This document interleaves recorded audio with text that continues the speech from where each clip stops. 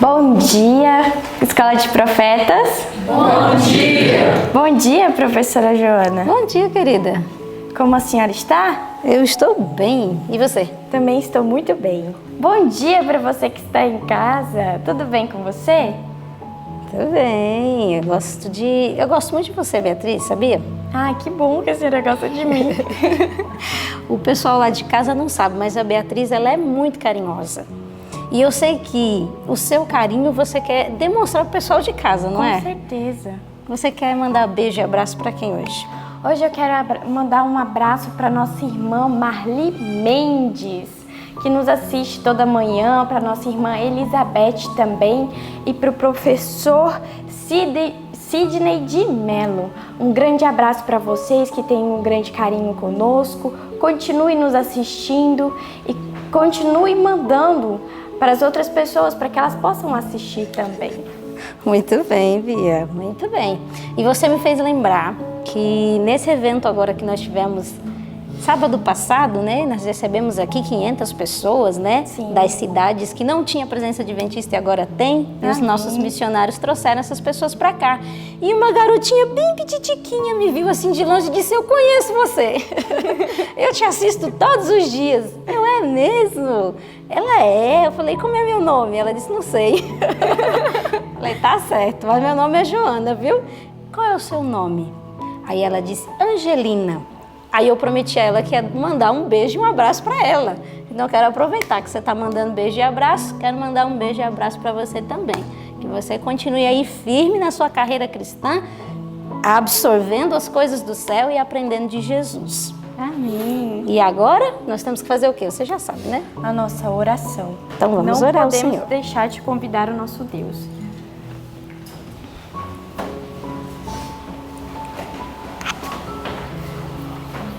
Querido e amado Pai, bom dia, Senhor.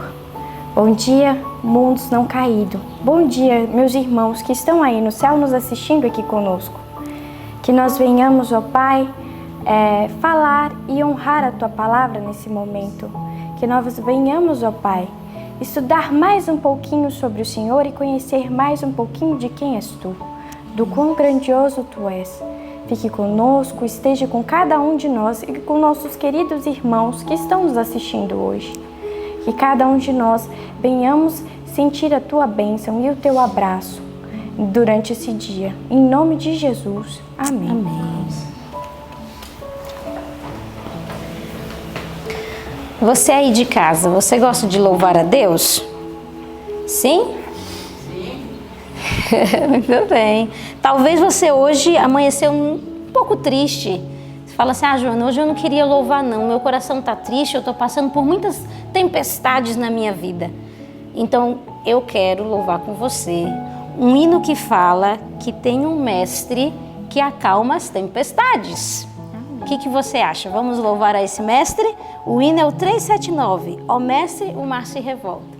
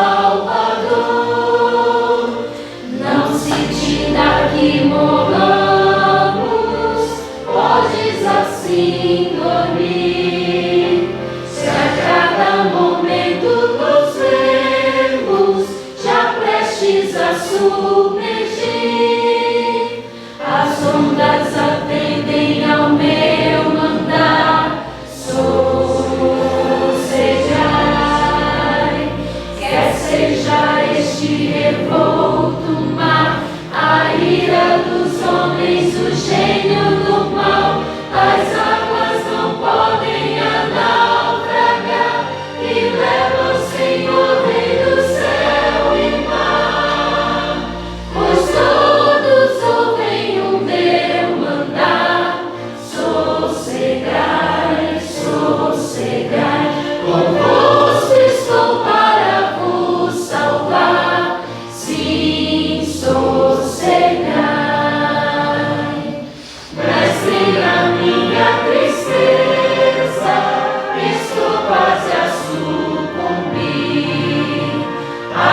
que perturba minha alma, eu peço-te, vem banir de ondas do mar que me cobrem, quem me fará sair? Pereço sem ti, ó meu mestre, vem logo, venha acudir. As ondas atendem ao teu mandar, sossegai. Quer seja este revolto mar, a ira dos homens, o gênio do mal, as águas não podem naufragar, que leva o Senhor Rei do céu e mar. Pois todos ouvem o meu mandar, sossegai, sossegai, convosco estou para vos salvar, sim, sossegai. Mestre, chegou a bonança, em paz eis o céu e o mar. O meu coração goza calma, que não poderá findar. Fica comigo, ó meu mestre, dono da terra e céu, e assim chegarei bem seguro ao porto destino meu. As ondas atendem ao meu mandar, sossegai. Quer seja este revolto mar, a ira dos homens, o gênio do mal, as águas não podem naufragar, que leva o Senhor Rei do céu e mar. Pois todos ouvem o meu mandar, sossegai, sossegai, convosco estou para vos salvar, sim, sossegai. Amém. Glória a Deus. E aí, você ficou mais animado? Eu tenho certeza que sim, porque o nosso Deus está conosco, não é isso? Sim, com certeza. Sabe o que anima ainda mais o nosso coração? Quando a gente Grava. Isso. Grava a palavra do nosso Deus no coração. Muito bem. Você tem gravado? Sim, com certeza. Como é que tem sido aí a sua experiência de memorizar versos aqui na escola? Com muita luta estou conseguindo. Olha aí, tá vendo só? Você que aí de casa achou que era tudo muito fácil pra gente, a Beatriz está confessando que tem lutas. Sim. Mas o importante é não desistir, né? Com certeza. Muito bem. E você já aprendeu o verso essa semana? Estamos aprendendo. Então Está vamos. lá em Apocalipse 3, Isso. do 10 ao 13. Muito bem. Então nós vamos falar juntos. Se você é de casa, nos ajuda? Você fala junto com a gente? Vamos contar então? Vamos sim. Vai lá. 1, 2, 3. Apocalipse 3, do 10 ao 13. Como guardaste a palavra da minha paciência, também eu te guardarei da hora da tentação, que há de vir sobre todo o mundo, para tentar os que habitam na terra.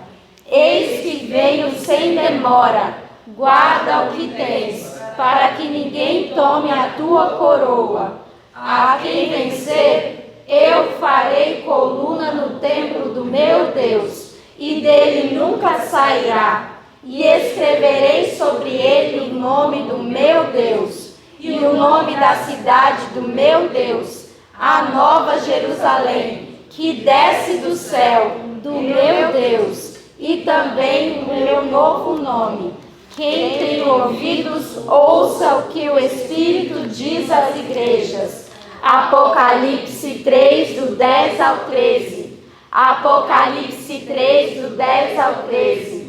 Como guardaste a palavra da minha paciência, também eu te guardarei da hora da tentação que há de vir sobre todo o mundo, para tentar os que habitam na terra.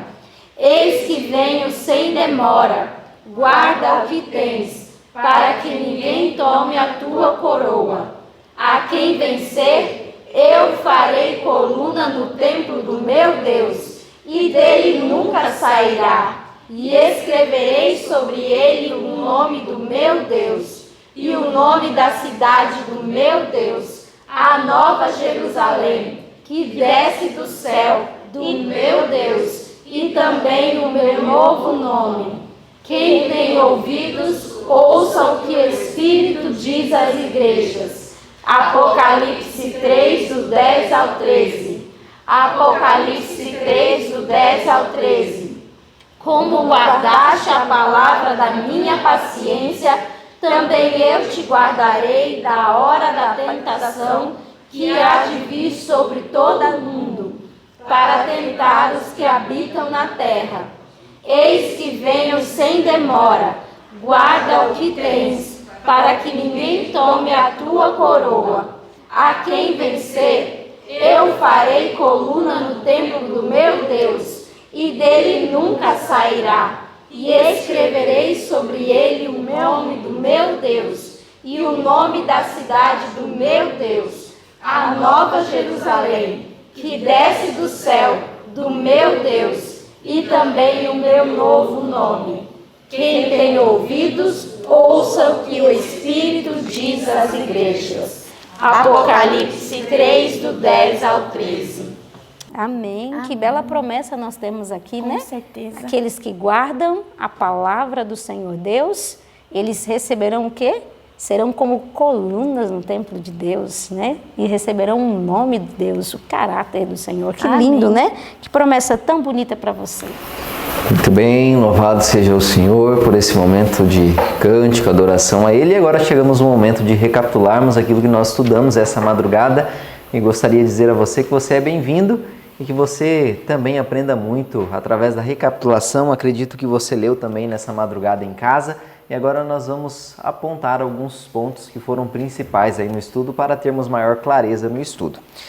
Então, nosso estudo, ele está no livro de Atos dos Apóstolos, tanto o livro da Bíblia como o livro do Espírito de Profecia, no capítulo de Profecia, capítulo 43, que fala a respeito da chegada de Paulo a Roma. E também vamos ler em conjunto na Bíblia o Atos, capítulo 28, e Filemon, o livro todo, né, que tem apenas um capítulo. Então, nossa leitura se manteve nesse material.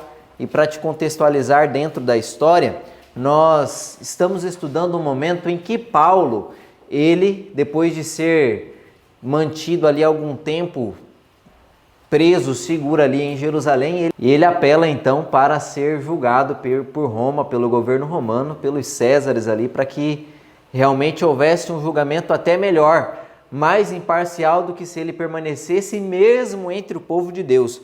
Olha só a situação em que Paulo se encontrava. Paulo estava sendo julgado ali, querendo ser condenado pelos da própria nação, pelo próprio povo de Deus, e ele agora recorre por um direito seu de nacionalidade ser julgado pelo imperador romano, que era um pagão. A que ponto chegou a nação judaica e a fé que eles tinham, a religião deles, a ponto de condenar um irmão e esse ter que ir buscar auxílio em outra nação, em Roma, que eram extremamente cruéis, mas tinham um julgamento mais justo diante desse caso. E Paulo, ele então iniciou, como nós lemos no estudo de ontem, ele já tinha iniciado a sua viagem e Paulo ele era acostumado a ser cercado de desafios e de provas. A vida de Paulo não era nada fácil. A vida de Paulo era cercada de provações. E quando eles estavam então navegando em certa altura, eles naufragam. E eles naufragam próximo a que terra? A qual ilha? A ilha de Malta. Quando eles naufragam lá então, eles ainda próximo ali da ilha, todos conseguem sair do navio que afundou e vão até a praia e lá são recepcionados pelo povo que ali habitava. Era um povo meio bárbaro. E eles veem toda aquela multidão ali, e era não uma multidão de turistas, não era um cruzeiro que tinha afundado, era um navio que estava levando prisioneiros para Roma. e repleto de soldados e repleto de prisioneiros. Então eles recebem aquele pessoal ali, e Paulo, que já era idoso nesse momento, estava não como quem estava ajudando, mas era o prisioneiro, ele era alguém que estava ali como os demais. E quando ele conseguem chegar à margem, são recepcionados, estava frio, o pessoal monta ali uma fogueira, e aí fala que Paulo, mesmo diante da idade que ele tinha, do sofrimento que ele estava passando, diante do naufrágio que foi uma prova dura física ali para ele não chegou à margem cansado e foi repousar, achando que tinha outras pessoas mais jovens para poder ajudar os outros presos ou as outras pessoas que sofreram um naufrágio. Não, ele mesmo sendo velho, ele foi ajudar as pessoas ali, trazendo elas para a margem, ajudando no que era possível. E em uma dessas ajudas, ele foi ajudar a fogueira ali, e ele pegou um punhado de lenha e jogou na fogueira. No que ele fez isso, uma cobra agarrou na mão dele e o picou, e o mordeu ali. E o que o pessoal fez da Ilha de Malta? Qual foi a primeira impressão que eles tiveram? Esse é o pior dos prisioneiros.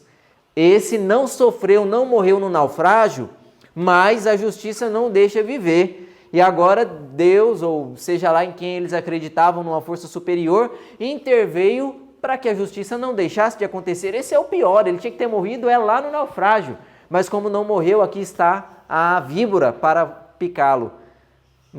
E eles ficaram ali olhando para Paulo e nada aconteceu. Não aconteceu nada com Paulo. Paulo permaneceu ali e eles aguardando Paulo de uma hora ou outra cair no chão já morto, e isso não aconteceu. E depois de passar desse momento, eles agora não consideravam mais Paulo como o pior dos prisioneiros, mas como um próprio Deus. Então eles olhavam Paulo agora como alguém extremamente especial e alguém divino, não uma pessoa comum, mas alguém que tinha passado ali pela provação da morte 2 vezes seguida, pelo naufrágio e por uma víbora extremamente venenosa, mas em nenhum dos casos ele foi submetido à morte. Então eles consideravam a Paulo como alguém extremamente caro, extremamente precioso. E Paulo permaneceu ali alguns meses, era período de inverno, e até eles conseguirem então um novo navio e partirem, prosseguirem sua viagem. Eles passaram todo o inverno na ilha de Malta, e ali Paulo pôde testemunhar do Deus que ele seguia, do Deus que ele conhecia, e esclarecer na mente deles de que ele não era Deus, mas ele servia a um Deus que era poderoso para livrar ele de um naufrágio e para livrar ele de qualquer outro perigo. E eles passaram então a abraçar a Paulo e toda aquela tripulação. E Paulo ele passou então a ser amado por esse povo. E depois de passar do período de inverno ali então em Malta, eles continuam sua viagem até que eles chegam a um novo porto. Eles abordam lá na Itália, e eles, quando chegam lá, já havia um grupo de pessoas que esperava ver Paulo, porque sabia de todo esse acontecimento, do que estava se passando e de como Paulo estava sendo levado para Roma. E aí eles estavam lá, esperando Paulo chegar para recepcioná-lo. Mas quão diferente se encontrava Paulo. Paulo, que um tempo atrás tinha trabalhado por eles como um homem livre, como um apóstolo poderoso do Senhor, agora ele chegava como um prisioneiro, como mais um entre os outros. Mas isso não diminuiu o amor dos crentes para com Paulo. Na verdade, fizeram com que eles olhassem com mais ternura ainda para Paulo. E mesmo Paulo disse, ele descreve em algumas cartas, falando a respeito desse momento, ele se apresentando, isso no livro de Filemão, ele se apresenta como Paulo, prisioneiro por causa de Cristo, prisioneiro por causa do Evangelho. Então eles tinham agora essa concepção de que tudo que Paulo estava passando era por causa desse momento, era por causa de que ele era realmente alguém fiel e de que não cederia a nenhuma das circunstâncias e que isso não diminuía o peso, a responsabilidade que ele tinha. E isso fez com que eles cuidassem mais de Paulo. E a pedido deles, eles permaneceram ali não apenas um dia naquele porto, naquela cidade, mas permaneceram 7 dias.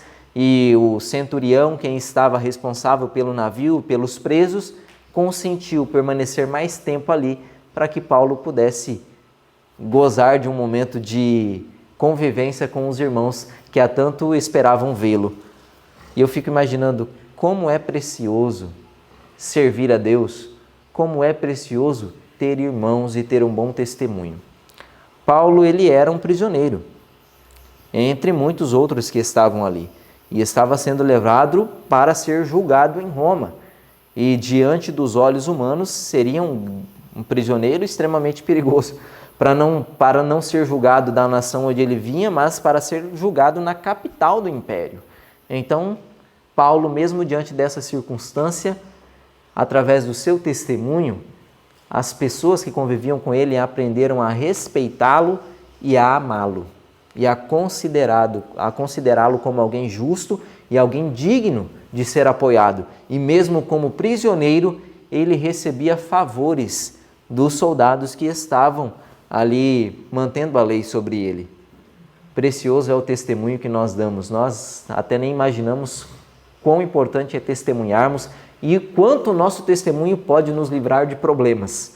Assim como foi no caso de Paulo, que com um bom testemunho recebeu o amor de toda a tripulação, mesmo sendo prisioneiro, a ponto de a viagem ser interrompida por 7 dias para que Paulo pudesse comungar com seus irmãos. E passados então esses 7 dias que ele passou ali naquele porto, ali na Itália, eles seguiram viagem e chegaram aí a mais próximo ainda de Roma, mas pararam perto num lugarzinho chamado Ápio.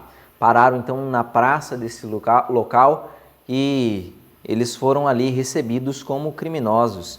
E Paulo, no meio daquele monte de criminosos, todos acorrentados, recebia vários olhares de zombaria, era escarnecido pelas pessoas que estavam ali vendo aquele pessoal caminhando, mas em meio a essa cena onde vários prisioneiros estavam sendo conduzidos e de ridículo, houve-se um grito, houve-se um brado. Olha só o que diz lá a sua Bíblia, abra lá a sua Bíblia. Em Atos capítulo 28, verso 15.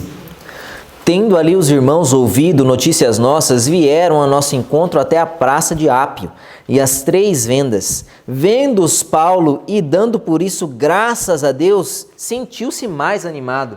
Vieram então alguns irmãos e quando encontraram, deram graças a Deus. E Paulo, diante daquela situação, mesmo passando ali por um momento de ridículo, um momento em que pessoas zombavam, agora ele se sentia fortalecido, porque ele tinha pessoas que almejavam vê-lo. Ele tinha pessoas que amavam. E essa cena foi se repetindo ao longo dessa caminhada, desse momento em que eles estavam passando, onde, caminhando, do nada, ouvia-se um grito. A multidão parava e vinham pessoas ao encontro de Paulo, saudá-lo, a ponto de falarem que, se fosse possível, se os soldados permitissem, eles levariam Paulo nos ombros até chegar em Roma. Porque Paulo já era um senhor e eles o amavam muito. Então, o amor que a igreja tinha por Paulo, pelos lugares que ele já tinha passado, porque esses irmãos que o encontravam eram das outras igrejas que ele tinha passado, em Éfeso, em Coríntio, era muito grande. Paulo era realmente estimado por todos. Paulo conseguiu a consideração de todas de maneira muito grande, a ponto de eles verem Paulo sendo prisioneiro, mas não olharem para Paulo com preconceito, mas olharem com amor, mas olharem com Paulo não com desconfiança, mas pensando, realmente ele está sofrendo isso em prol do Evangelho. Paulo é inocente, Paulo não fez nada. Que grande testemunho, que grande alegria é ter a presença de irmãos. E aí eu louvo a Deus por essa situação, porque Deus quando pregou o Evangelho ali em sua sabedoria, organizou uma igreja. E a igreja, ela serve de apoio para os irmãos. E a igreja, ela serve desse esteio. E eu louvo a Deus porque eu faço parte de uma igreja. Eu louvo a Deus porque Ele me chamou e não apenas me deu algo para fazer, mas me deu irmãos que compartilham da mesma obra, que compartilham dos mesmos afazeres. Precioso é congregar, precioso é ter irmãos com quem se amparar. Creia você também que está em casa, de que é precioso frequentar a igreja, de que é precioso estar reunido com os irmãos. Eles são, muitas vezes, motivo de nossa alegria em meio às tribulações. E isso Paulo, ele viveu na prática. E quando eles chegaram em Roma, esse era um grande objetivo de Paulo. Paulo, em todas as suas viagens, ele tinha como fixado um método a alcançar, uma meta, que era chegar a Roma e evangelizar também os romanos. Mas nunca ele imaginou que chegaria a Roma nessa condição.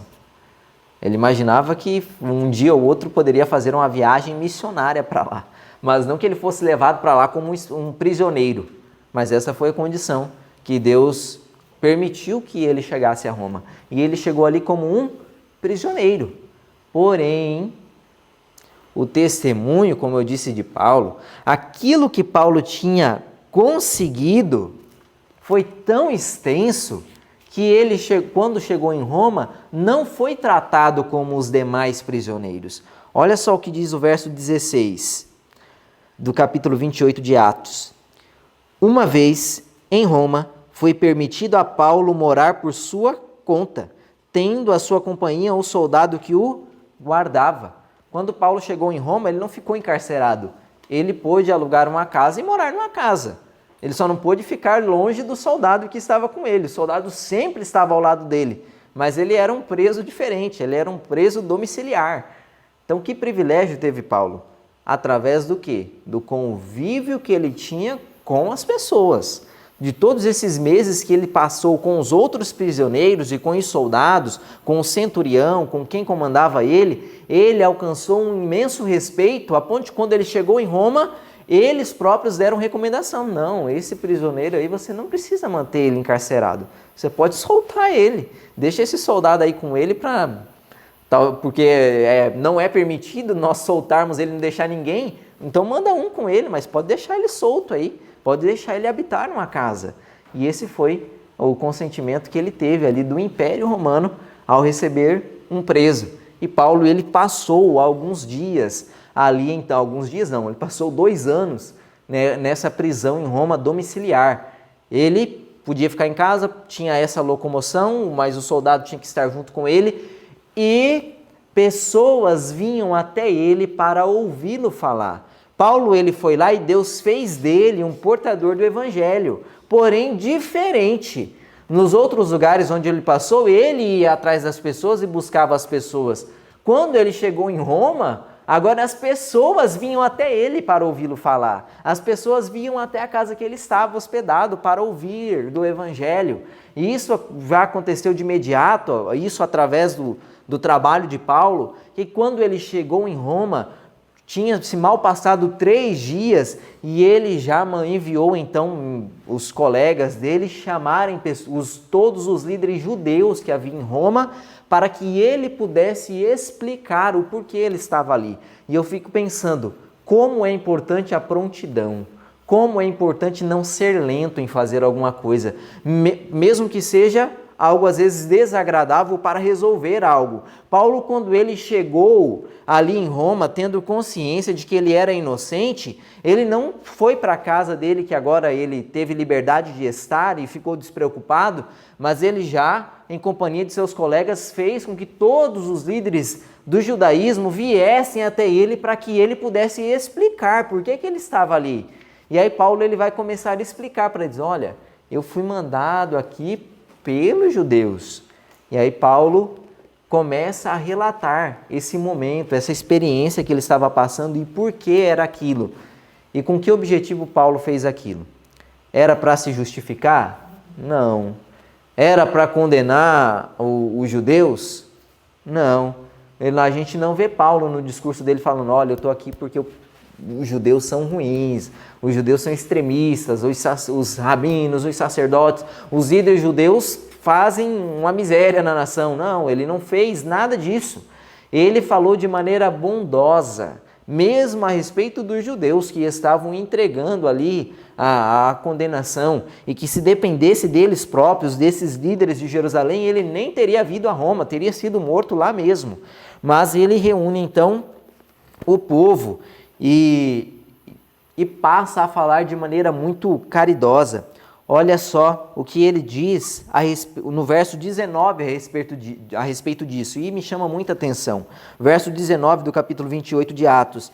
Diante da oposição dos judeus, senti-me compelido a apelar para César, não tendo eu, porém, nada de que acusar minha nação. Fala, não, eu estou sendo aqui, fui compelido para cá devido aos judeus. Eu apelei para cá por causa de uma desavença com eles.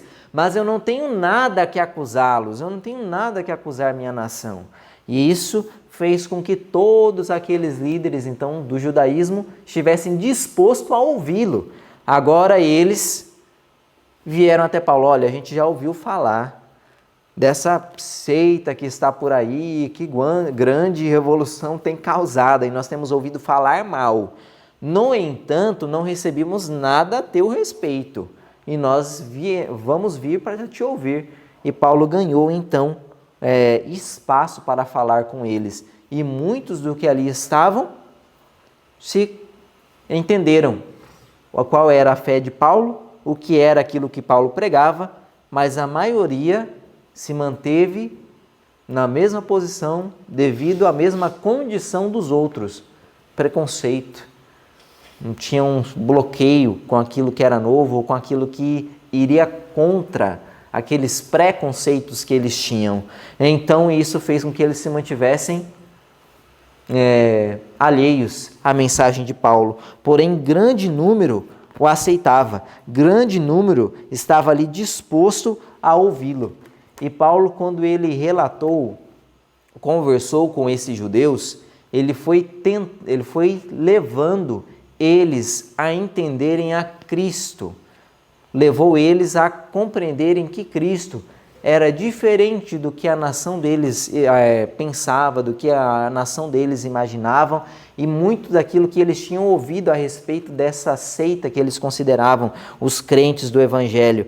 E Paulo, então, falando a respeito de toda essa situação, ele diz que muitos tinham visto a Jesus de maneira física.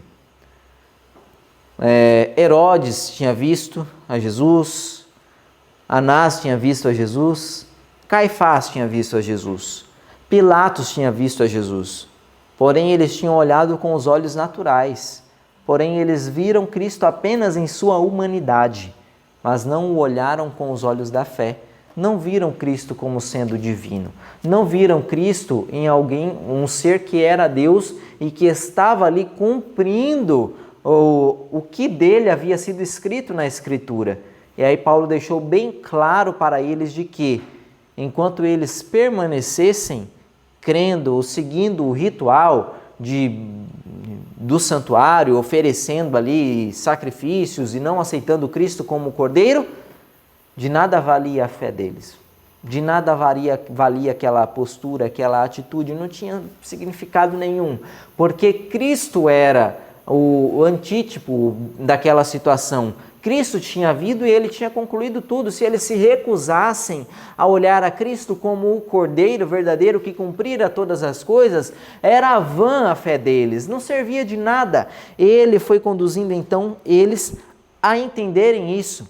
E o que me chama a atenção é quando Paulo, o livro Atos dos Apóstolos, ele vem falando a respeito desse conhecer, desse olhar para Jesus. Não basta nós olharmos para Jesus de maneira natural, mas temos que olhar para Ele com os olhos espirituais. E de que mais vale nós termos a presença de Jesus hoje em dia de maneira espiritual, de maneira onde nós o contemplamos pela fé, do que aqueles que tiveram a oportunidade de vê-lo fisicamente. É muito mais precioso o nosso relacionamento com Cristo, o nosso olhar para Ele agora pela fé, do que se estivéssemos lá no momento em que Cristo viveu e nós olhássemos para Ele apenas com os olhos naturais.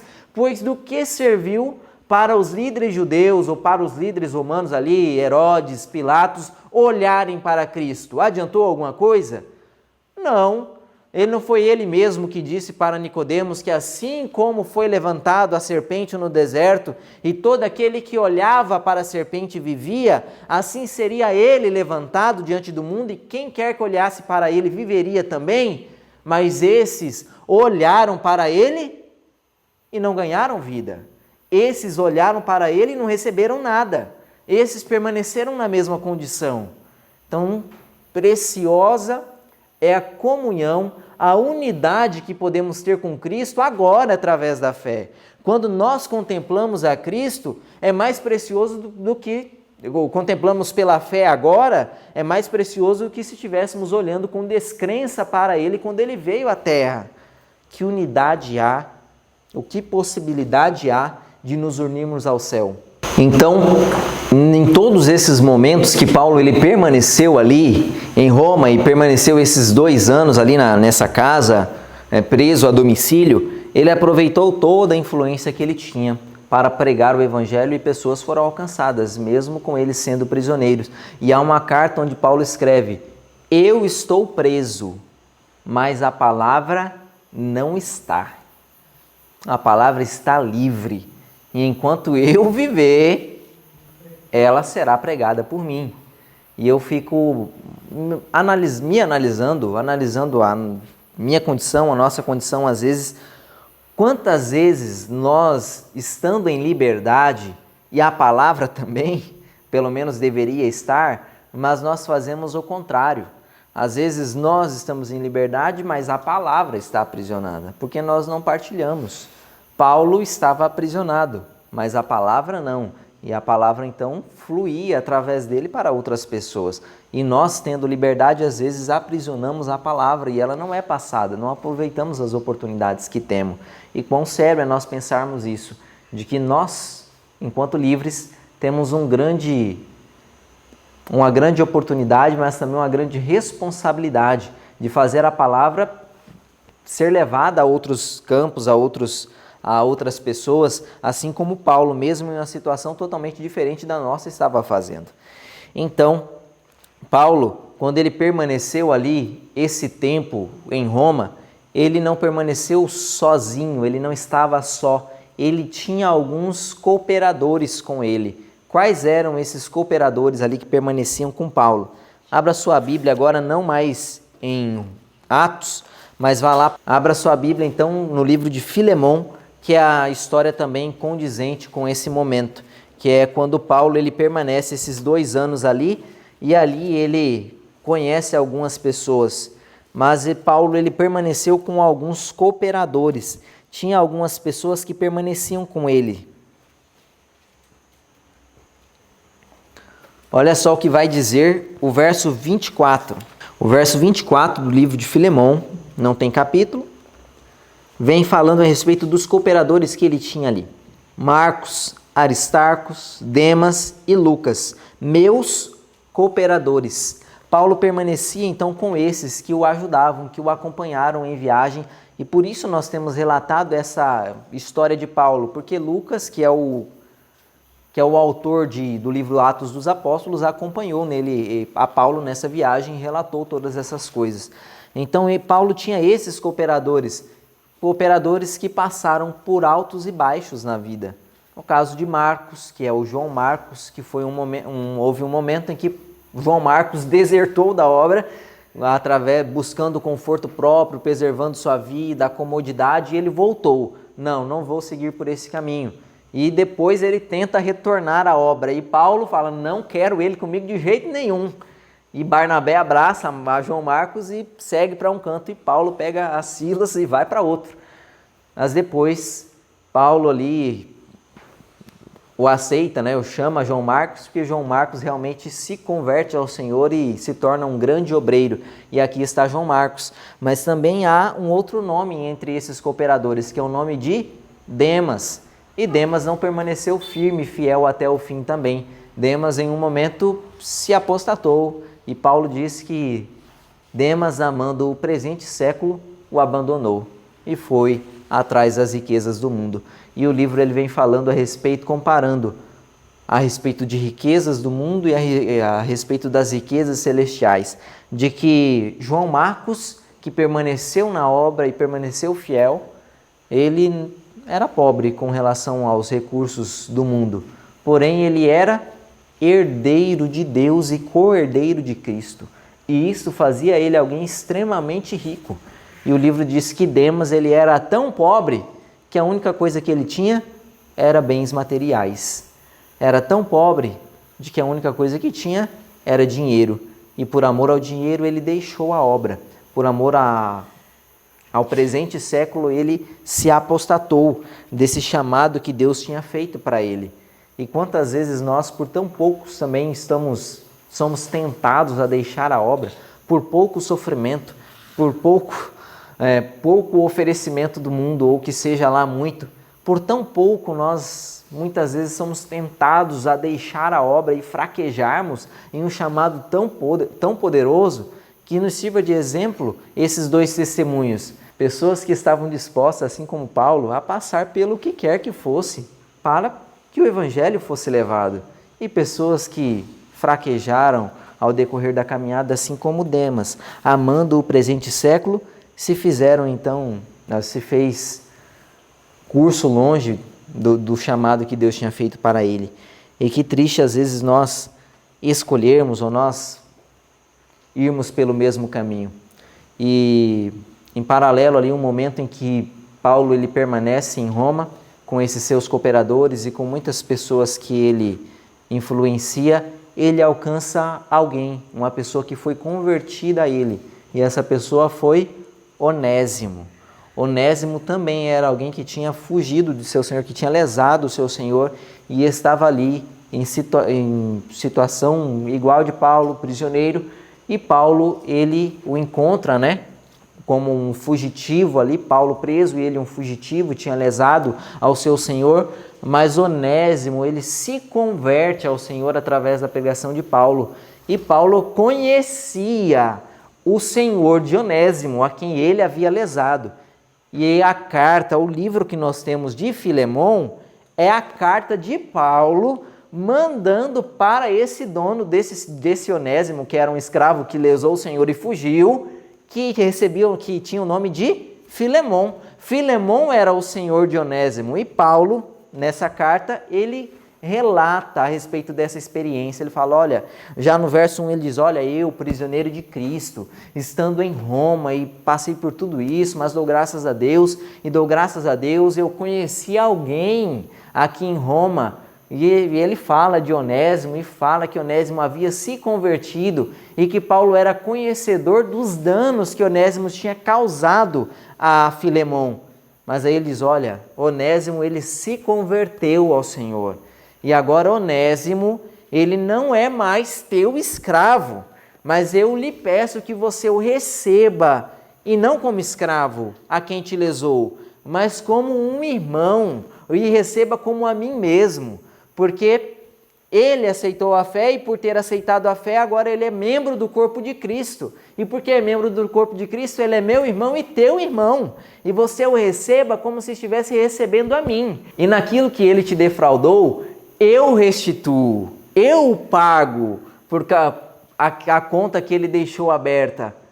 Quanto amor tinha Paulo disposto a arriscar seu nome por um escravo que tinha lesado o senhor dele e tinha fugido. Mas Paulo acreditava tanto na conversão daqueles pelas quais ele pregou ali e viu se converter, que ele colocava seu nome à risca, o seu nome à prova, para que essa pessoa fosse justificada. E falou, olha, receba ele como a mim, porque agora ele é meu filho, eu gerei ele em algemas, enquanto estava na prisão, eu gerei, ele é meu filho, e eu quero que você o receba com todo amor e carinho, não mais como teu escravo, mas agora como um irmão em Cristo Jesus, e o receba de maneira cordial e amorosa.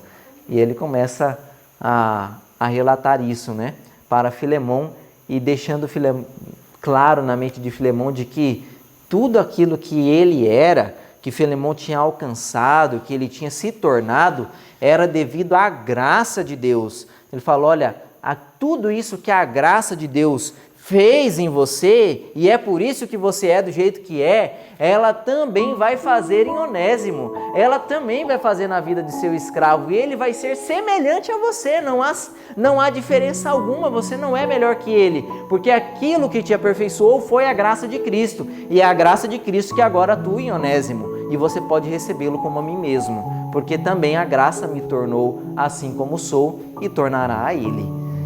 Que amor! Que grande compaixão, que grande união tinha Paulo por isso. E eu fico pensando, será que eu estou disposto a me colocar para ajudar alguém nessa maneira? Será que as pessoas pelas quais eu prego, com as pessoas pelas que eu convivo, será que eu estou disposto a amá-las e a ampará-las desta maneira, a ponto de recomendar elas a outra, levando o meu próprio nome e estando disposto a pagar tudo que aquela pessoa deve, ou todo aquele fraude que ele fez ali ao seu Senhor? E eu fico pensando, realmente, o que Deus implanta no coração de seus seguidores, de seus obreiros, é o amor. E quando há o amor no coração, há uma obra poderosa, há uma obra grande. Muitas vezes o que nos falta para sermos assim como Paulo é o mais essencial, que é o amor. Muitas vezes o que nos separa da nossa experiência, que muitas vezes é rasa, da experiência profunda que Paulo tinha, é o amor que ele tinha para com o mestre e, em consequência disso, ele tinha para com as pessoas também. Ele tinha para com as pessoas que ele vivia. E eu gostaria de encerrar esse nosso estudo lendo com vocês o último parágrafo do nosso capítulo, que é o capítulo 43 do livro Atos dos Apóstolos. O último parágrafo, ele vem falando algo extremamente importante, falando a respeito desse amor que há entre os irmãos, que existe entre os cristãos. Há um laço que nos liga uns aos outros. Olha só o que vai dizer o último parágrafo do capítulo 43 do livro Atos dos Apóstolos. O cristianismo cria um forte laço de união entre Senhor e servo, o rei e o súdito, o ministro do Evangelho e o degradado pecador que encontrou em Cristo a purificação do pecado. Foram lavados no mesmo sangue, vivificados pelo mesmo Espírito e são feitos um em Cristo Jesus. Em Cristo há um laço de união que liga o maior apóstolo ao maior pecador que aceitou a Cristo. E esse laço de união pode existir em nós através de um verdadeiro cristianismo, porque é isso que o texto disse, que o cristianismo cria isso em nós. E se o cristianismo não está criando esse laço em mim, talvez seja porque a religião que eu tenho, ela não é prática, ela é apenas teórica, assim como era a religião dos judeus. E se ela é teórica, ela é sem serventia. Se ela é com os olhos naturais, se eu não contemplo a Cristo com os olhos da fé, ela é inútil para a minha vida. Mas se eu contemplo Ele de maneira verdadeira, eu vou passar a ter na minha vida os mesmos atributos que Ele tinha na dele. E aí o meu laço de união para com todos os que estão ao meu redor será igual ao laço de união que Ele tem com o pecador, disposto a dar a sua própria vida para alguém que não merecia nada. Que Deus possa nos abençoar e nos permitir a olhar para as pessoas com os olhos corretos. Passar a olhar as pessoas com um olhar de amor, como se Cristo estivesse olhando para ela e como nós desejamos que Cristo nos olhe. Que Deus possa lhe abençoar e que Deus te dê esse amor. Vamos nos ajoelhar e orarmos agora?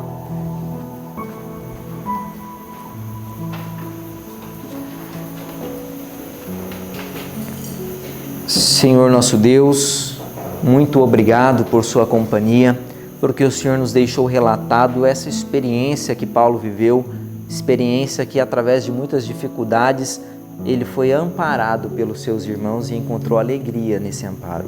Ele foi fortalecido porque tinha irmãos que o amavam E ao final de contas, ele amava também muito esses irmãos, a ponto de recomendá-los a outros, a despeito ou com consequências de seu próprio nome. Pai, que nós possamos também sentir fortalecidos pelos irmãos de nossa fé, que nós possamos nos unir a eles com laços que são indissolúveis, que nós possamos nos unir a Ti e, em consequência disso, também nos aproximarmos de nossos irmãos. Que o Senhor implante esse amor que havia no coração de Paulo e que não apenas houve no coração dele, mas de todos os outros que se uniram a Ti, que esse amor exista em nosso coração e que nós possamos passar a dar demonstração desse amor a todos os que entrarem em contato conosco. Dê-nos a Tua companhia, nos dê um bom dia, em nome de Jesus. Amém. Que Deus te abençoe e que esse amor seja implantado em seu coração neste dia.